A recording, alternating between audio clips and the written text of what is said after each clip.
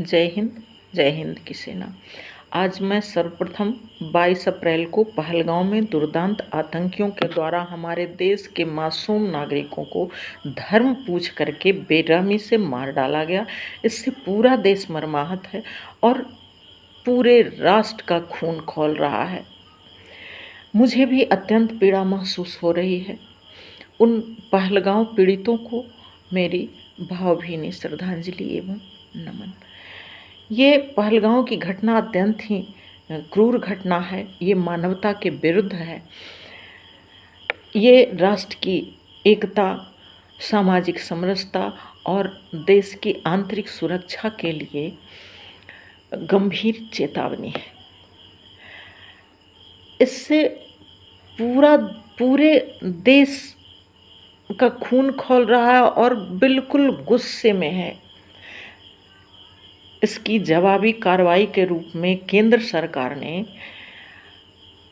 Zero tolerance की नीति अपनाते हुए ऑपरेशन सिंदूर का आगाज किया और जिसमें उन्होंने तीनों सेनाओं को खुली छूट दे डाली और हमारे देश के सभी सेनाएं और खुफिया एजेंसियां सबों ने असीम साहस और पराक्रम से, साथ ही धैर्य और संयम के साथ पाकिस्तान को मुंहतोड़ जवाब दिया। पाकिस्तान को मिट्टी में मिला दिया, धूल चटा दिया। साथ ही आतंकियों को और उनके नापाक साजिशों को भी मिट्टी में मिला दिया है।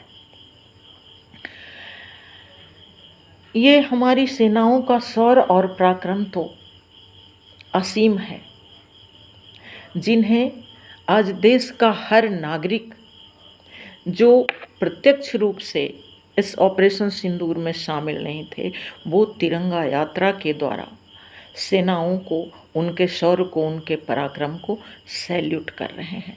पूरा राष्ट्र आतंक के खिलाफ एकजुट है। पूरा भारतवासी सिर्फ और सिर्फ भारत का नागरिक है। राष्ट्र सर्वोपरि की भावना से ओत प्रोत हर नागरिक आतंकवाद के खिलाफ एकजुट खड़ा है।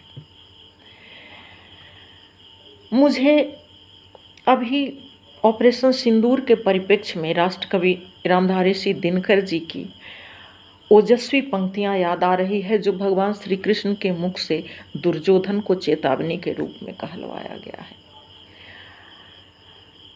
मैं उन पंक्तियों को सेनाओं को समर्पित करना चाहती हूँ, जो कि श्री कृष्ण भगवान कहते हैं, हित वचन नहीं तूने माना, मैत्री का मूल्य न पहचाना, तो लो मैं भी अब जाता हूँ, अंतिम संकल्प सुनाता हूँ, याचना नहीं अब रण होगा, जीवन जय या कि मरण होगा, टकराएंगे न छत्र निकर, बरसेगी भू पर वहनी प्रखर, फन शेष नाग का डोलेगा, विकराल काल मुँह खोलेगा, दुर्योधन रण ऐसा होगा फिर कभी नहीं जैसा।